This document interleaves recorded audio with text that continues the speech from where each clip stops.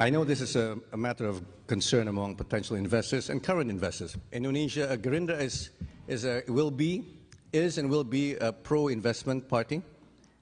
Remember, I'm a capitalist, Murray, and there are a great number of capitalists in the Gerindra party. We are not a socialist party.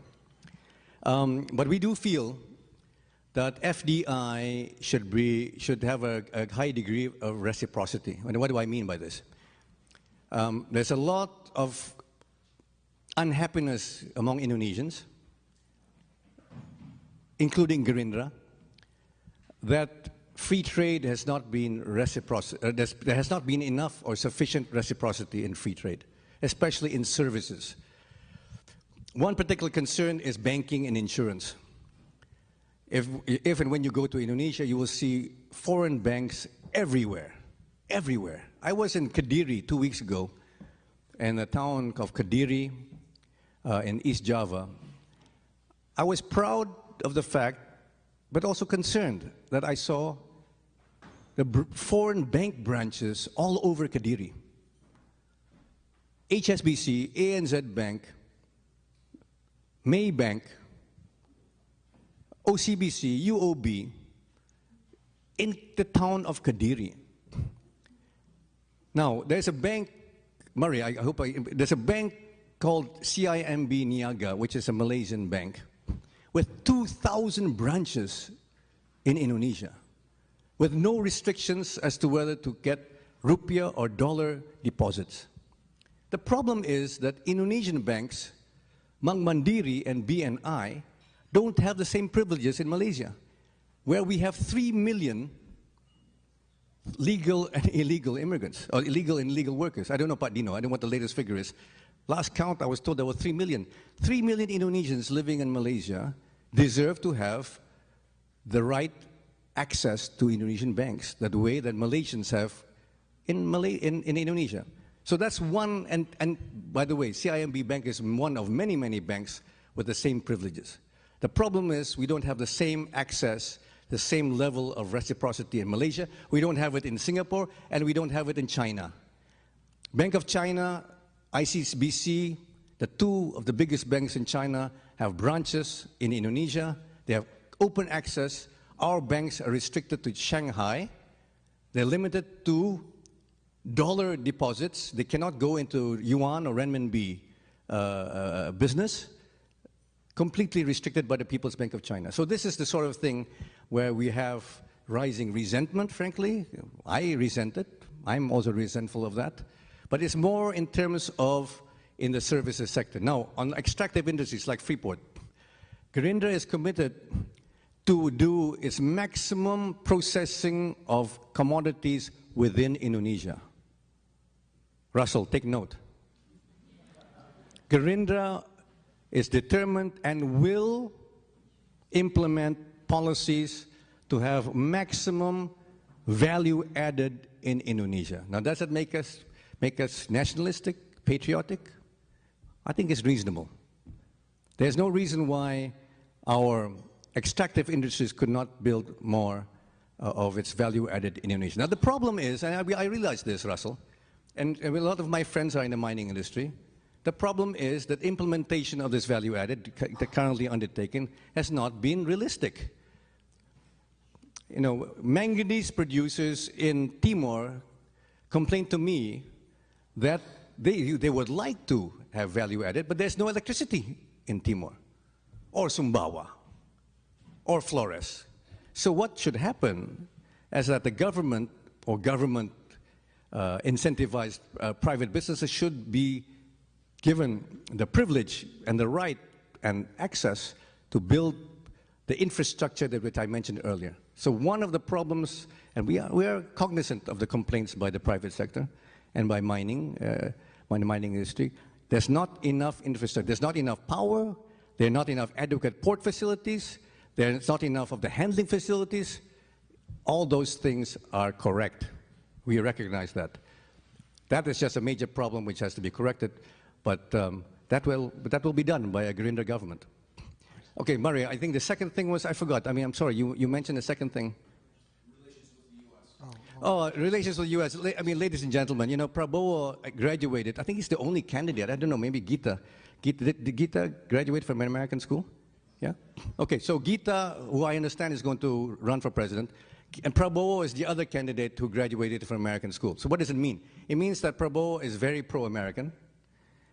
He's been to American high school. He went to American grade school. I mean, you know, he's been going to American school all his life. He went to Special Forces. He was in Fort Benning, Fort Bragg.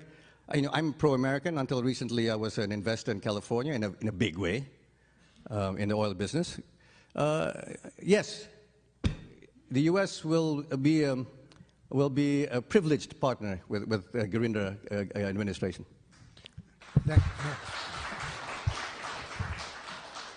Yeah, a young lady, please. Thank you for your talk today. My name is Jillian Morris. I'm with Management Systems International. And I was very intrigued about your party's position on sugar palms and biofuels. But you also have spoken both in your prepared remarks and in your answer to the last question about issues with infrastructure, ports, roads, airports. And so I was wondering how Gurinder was planning to make sure that the infrastructure first to process these biofuels that could be produced from the palm sugar trees are in place, and how you'll be able to move them effectively throughout all of the islands of Indonesia so that they can benefit the country's people. So if you could speak a little on that. Okay, so the palm sugar reforestation model, which is a model which has been examined and tested by various international governments, in the latest one being the Netherlands. And the key is basically to have access to degraded lands all over Indonesia. We will reforest degraded lands. The emphasis will be on private-public partnerships. We would want to invite foreign companies to come in. In fact, we feel there's a role for companies like Exxon, BP, ConocoPhillips, oil companies, which are in essence energy companies, to come in and replant Indonesia and keep being in the energy business. The difference being, you know, one based on fossil fuels to another based on a sustainable energy and energy source. So, infrastructure is going to be very important. We will have to do ethanol plants. We will have to, but the planting, the big emphasis will be on the planting.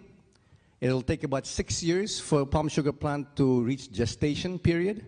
The plant will live until the age of 12 to 14 years old, and then the plant will regenerate by itself naturally. So it's a 2-day thing. I mean, I can get with Dr. Willie Smith to explain to you, but it's very, very exciting. The Tanzanian government, Tanzania in East Africa has a big problem with deforestation. They don't have their own native sources of oil and gas. Therefore, the people, for cooking, they have to cut down the forests. And there's a huge problem of desertification in Tanzania. The Tanzanian Minister of Environment, who's a woman, I think she's still Minister of the Environment. She came to visit us a few years ago. She went to Manado. She took a look. She's very, very impressed. She wants to do, and she's persuaded the Prime Minister of Tanzania to adopt this thing. So we actually can help countries in Africa and others. One idea is to, in fact, do this in Haiti. Now, some of you who know Haiti, I don't know Haiti myself, but I've heard from people, I've seen pictures and documentaries. Haiti is a country completely denuded of forest. There's no forest left. It's all basically desert. And it's a great cause of flooding and other calamities. Haiti is one possible candidate to do this. So this is something exciting, I think. The African countries are interested. Obviously, we want to do it in Indonesia, and we think we can export it to. We have a partner called the Brenningmeier family, a very prominent Dutch family, one of the wealthiest families in Europe, who are actually partnering with us to do something, and they want to do this in other parts of the world. So it's very exciting. Thank you. Shaw Labine, the Indonesian analyst in Group. It's good to see you again. Very interesting and bold plan that Grinda that you presented to us today, but that's going to require a very bold and decisive second president of Indonesia. And in order for someone like Pak Prabowo to actually be elected, he's going to have to be nominated first. So really the question I have is maybe not as exciting, but What do you think is a possibility that in October, Parliament's going to take up the discord or the discussion again about revising the presidential election law or the election law and trying to revise down this 20% threshold? And if the parties, particularly the big three, PDIP, Golkar, and Partai Democrat, don't agree, what parties do you think that Grinja will consider partnering with after the election in April, parliamentary elections? Thank you. Well, actually, Sean, we are realists. We are assuming that the law will not be revised. We are assuming that the 20% threshold will be maintained. But we're not pessimistic. I mean, the latest polls show that we're actually one of the top three. I mean, I've seen 2, 3, 4 different polls. Explain the 20% threshold. All right, ladies and gentlemen, apparently for those who don't know and don't follow the Indonesian electoral law, and most of you and most of us don't follow, there is a threshold of 20% with which to nominate, by which a presidential nominee can be nominated for president. So 20% of the seats in parliament, which means essentially getting 112 seats or more, or 25% of the popular vote. So if somebody can muster 25% of the popular vote, one can be nominated or else be nominated by a combination of parties or one party with more than 20% of the seats in parliament, which means 112. But we're optimistic. I mean, our numbers, and these are numbers which are done by reputable polling firms, show us at between 18 and 23%. I think the lowest was 15%. And so we're optimistic. We're optimistic.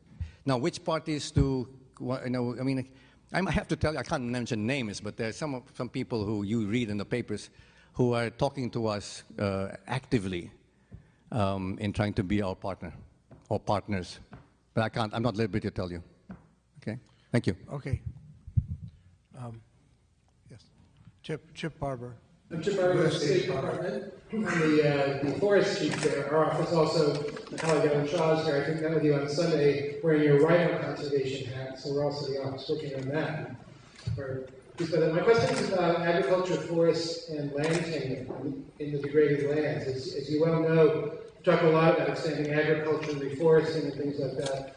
In all the degraded lands areas, so of course there are these lots of conflicts and overlaps.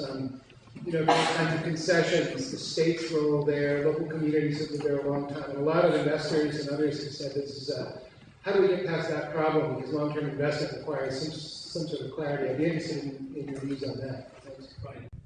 Very good point. In fact, I'm glad to tell you that I was instrumental in changing the law, Chip. And this is on the law governing forest concessions, HPH. As some of you know, HPH, forest concessions. Most of the 58 million hectares of degraded forest is actually on forest concessions. Now, until recently, until 2 or 3 years ago, concessions had to be reforested based on a certain model of reforestation, which basically was monoculture. I mean, if you wanted Meranti, and we got the law changed. We got the Minister of Forestry, Zulkifli Hasan, to change the law, which is a ministerial decree, which allows for what is called silviculture. So in fact, we are now allowed, and I'm about to embark this year on reforesting my concession. I have 173,000 of hectares, of which about 120,000 hectares is degraded because of, there were 2 fires. You recall in 1983, there was a big fire, and in 1997, there was a big fire. These 2 fires destroyed a lot of Indonesian forests. So the law has changed. We are now able legally to replant using a silvicultural model of reforestation, which means what? Which means, in our case, we will reforest between 60 to 150 species of trees, in some areas up to 1,100 species of trees. And the whole idea is not only to do timber, but also to plant these sugar-secreting trees, the palm sugar tree, but also to be able to plant fruit trees. Now, why is fruit trees important? Fruit trees sustain wildlife. Now, you can understand why I got involved, because I actually helped draw the regulation. So wildlife will be able to be sustained by fruit trees, and fruit trees will be able now to plant together with all the timber trees and others. So we will have cassava, palm sugar, timber, Meranti, agatis, and all the others, up to 150 species, in some cases 1,100 species of trees. So we think that we will be able to restore the habitat for the wildlife of Indonesia, which, as you know, some of the species are in danger of extinction. Next question, please. My name is Sonia. Thank you so much for listening. So I'm really interested that you were speaking earlier about, you mentioned about religion radicalism in Indonesia, that you faced that. So in 2010, I have a book, Ilusi Negara Islam, if you hear that. And then we launched here English version is The Illusion of Islamic State. We had 27 researchers from all of the state in Indonesia, or governor in Indonesia, and then all this report is that religion radicalism is increased very significant rapidly. So my question is that how make the people, our folk or our government aware about the issue? The radicalism, the religion radicalism exists, very real. And then the second question is how we can face the radicalism in Indonesia. Because this is I think this is a really real, major problem in our country.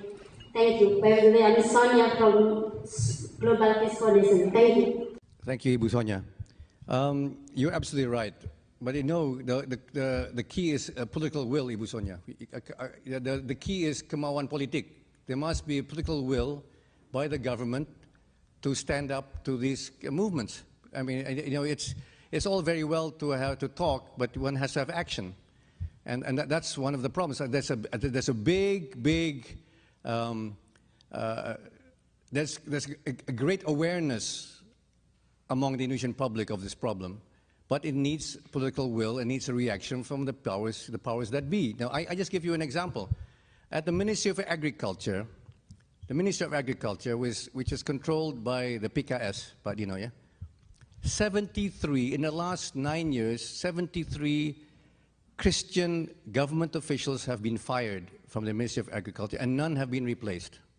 In fact, at this very moment, there are no Christian government officials in the Ministry of Agriculture. That tells you something, doesn't it? It must tell you something. That if this is allowed to continue, you know, unrestricted, you can understand what I mean. You know, in one ministry alone, 73 Christian government officials have been relieved of their posts in 9 years. None have been replaced. Not a single Christian government official is in a post in the Ministry of Agriculture. That's what I mean by political will. The government of Indonesia must stop this discrimination. Jerry. Thank you. Thank you, Hashim. Jerry Hyman at the Center for Strategic International Studies. You mentioned one of your 9 priorities, thank you for the details, was corruption and, I would imagine, better governance. I wondered if you could, you were pretty explicit about all of the other 8 priorities, but not so explicit about that one. And connected to your notion of political will, I wonder if you could be a little more explicit about what you would do about the bloated bureaucracy, about corruption, about the connection with, some people say, I'm sure you would disagree, big business. And I wonder if you could help us understand the specifics of Korea's policy. What we will do, we have a specific plan on what to do. We will immediately extend prison sentences for violators. One of the things which you know, gets me very, very angry is when I see corrupt officials getting 1 year prison term, 2 years prison term, 3 years prison term, and then you find them out of the prison for good behavior. For good behavior.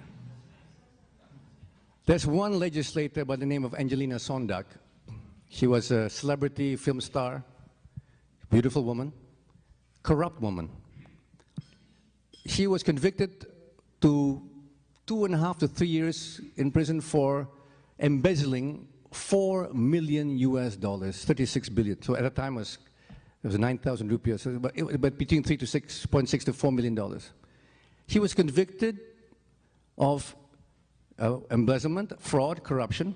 She was sentenced to 2.5 or 2 years in prison, 3 years. You know, she was detained for a year before that. She'll come out soon. What got me and my friends really angry was the fact that she was fined $200,000, which meant that she's allowed to abscond and keep the other $4 million.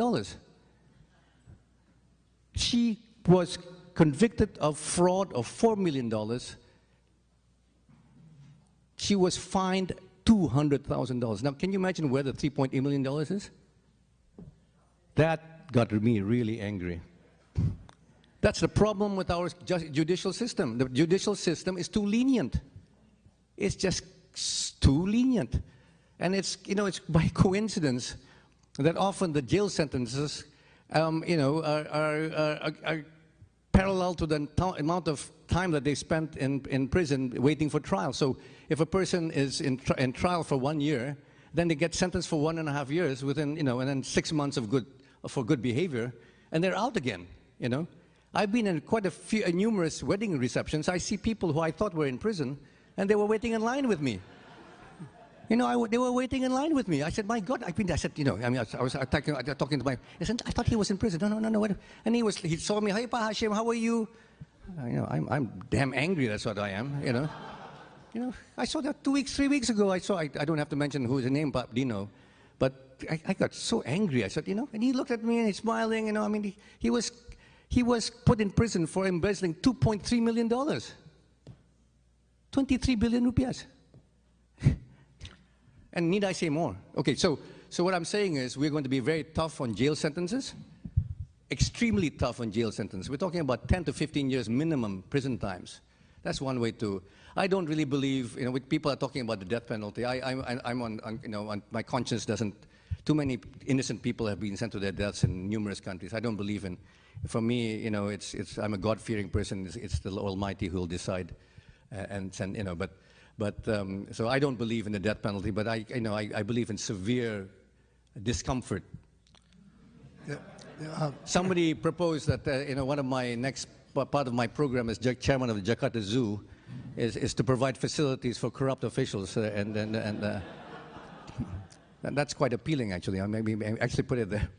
But okay, the second thing is this. The second is we have to be cognizant the fact that many of the judges and policemen and the prosecutors are very, very poorly paid. I think a judge is paid 6 million rupees a month. Yeah, a regular judge is paid $600 a month. $600 a month. I mean,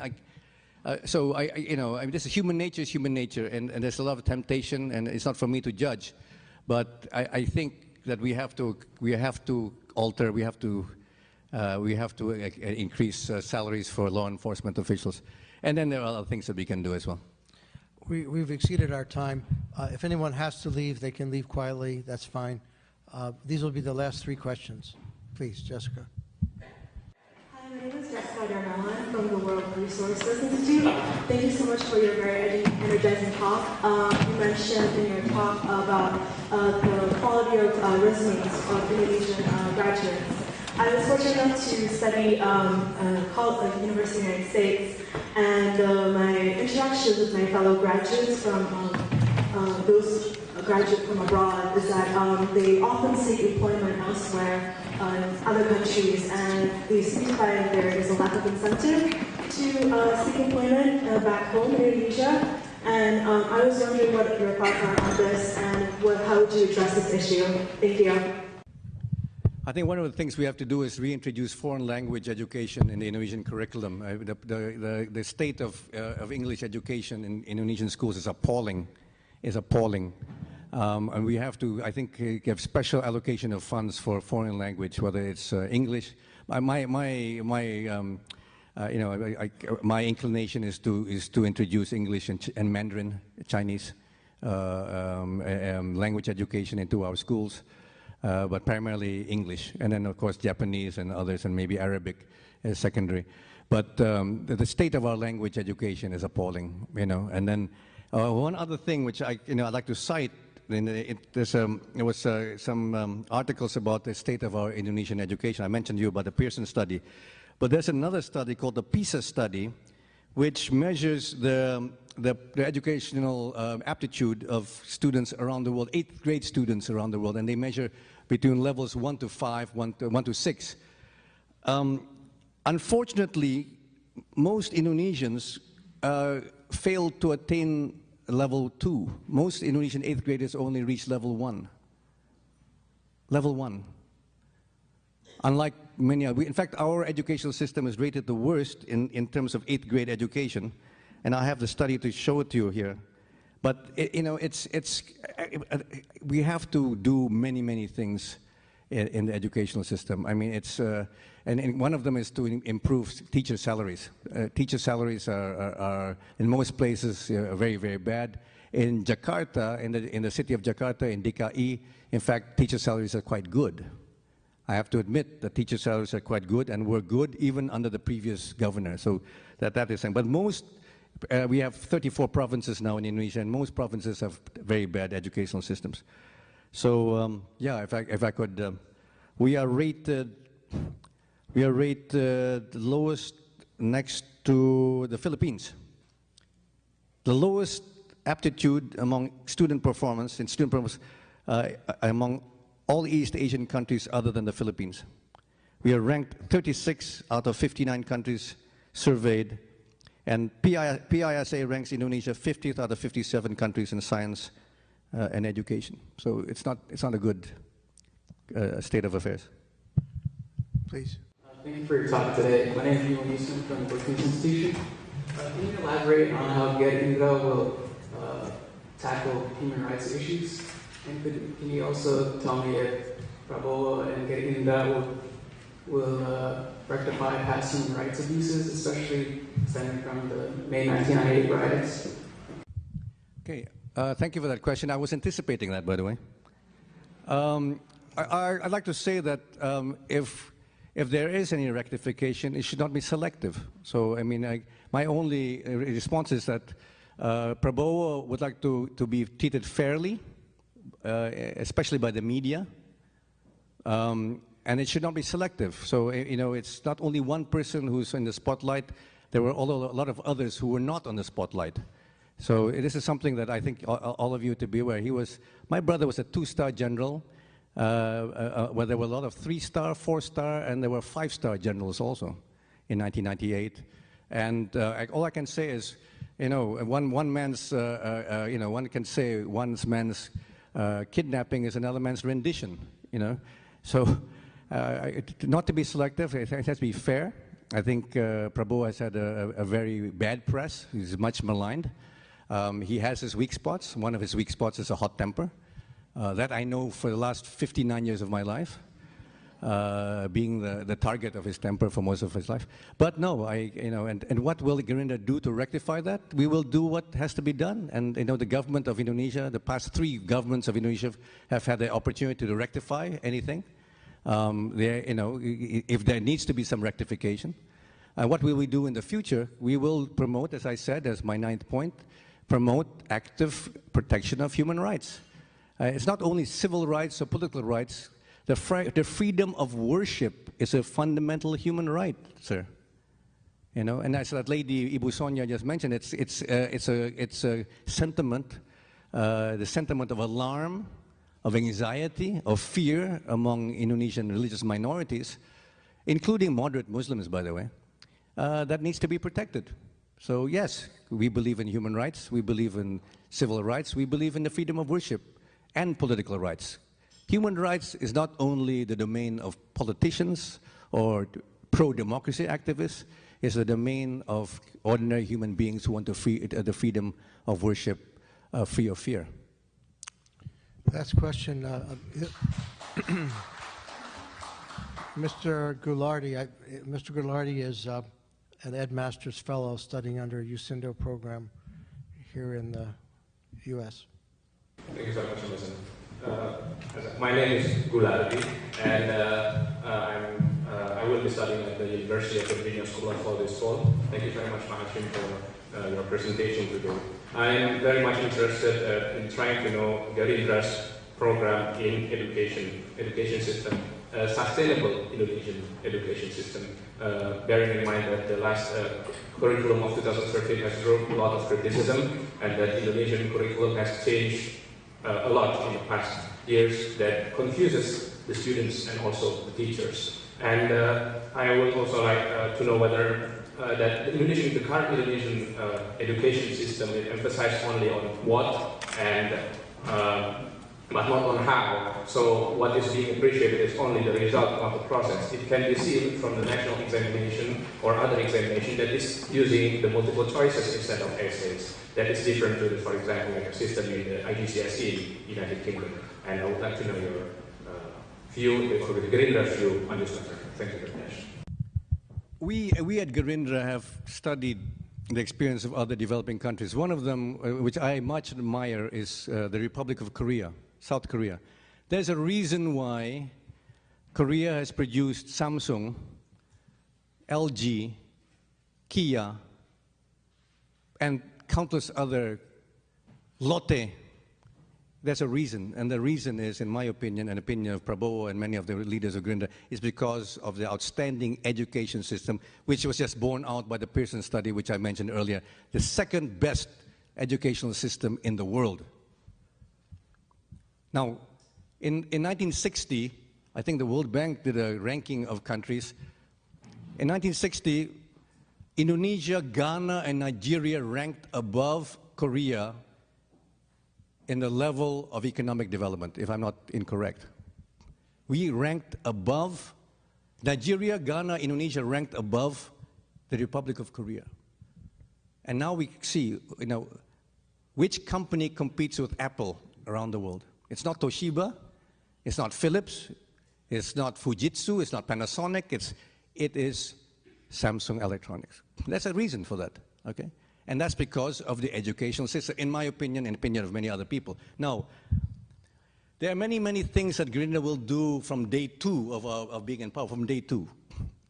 One is, and this is something which I think is shocking to many of you, who don't know that textbooks in Indonesia are some of the most expensive, if not the most expensive in the world. Ya, Pak Gulardi. Textbooks in Indonesia are very, very expensive. And you know the reason for that? The reason is because textbooks are considered a luxury item, barang mewah.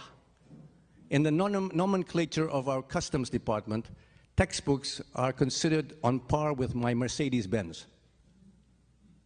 My Mercedes-Benz. I have an S-Class Mercedes-Benz. I pay the same tax for textbooks that I pay for my car. Now, on day two of coming to power, our Minister of Education will abolish all import duties on textbooks coming into Indonesia. It's a simple act. The Minister of Finance, which controls both the Director General of Taxation and Director General of Customs, can instruct both departments under him or her to reduce the import duty from, I think, 200%, I think it is, or 100%, to zero. That will immediately reduce the cost of education in Indonesia today. It will immediately, I guarantee you, Pak Gulardi, it will immediately reduce the cost of education. The second thing we'll do is we're going to forbid the publication the printing of textbooks for at least 5 years. There is a racket going on. It's a racket. It's a scam where Indonesian school children in both state and private schools have to buy textbooks, Indonesian language, arithmetic, all the basic textbooks have to be bought every school year. Often every semester, they have to buy new textbooks. The Indonesian language hasn't changed very much in the last 25 years, as far as I know.